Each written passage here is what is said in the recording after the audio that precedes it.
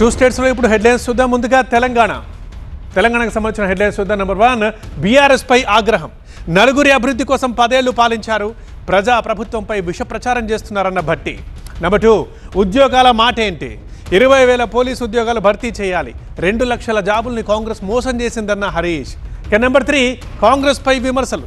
కాంగ్రెస్లో Rahul part time politician, Telangana ఢిల్లీకి ఏటీఎంగా మారిందన్న నితిన్ నబీన్. ఇవి తెలంగాణ హెడ్లైన్స్. ఇక ఆంధ్రప్రదేశ్ హెడ్లైన్స్ చూద్దాం. నెంబర్ 1, సిఐఐ సదస్సు.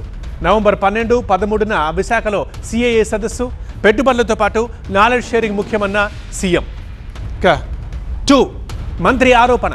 జగన్ డైరెక్షన్లోనే అమరావతిలో అల్లర్లు, వైసీపీ నేతలు రైతుల్ని రెచ్చగొట్టారన్న మంత్రి కొల్లు. ఇక 3rd హెడ్లైన్ చూద్దాం. రఘురామ క్లారిటీ. యేసుక్రీస్తుపై ఎప్పుడూ మాట్లాడలేదు, జడ శ్రవణ్ బరి తెగించి మాట్లాడారన్న రఘురామ. ఇవి ఇప్పటి వరకున్న 2 స్టేట్స్ హెడ్లైన్స్.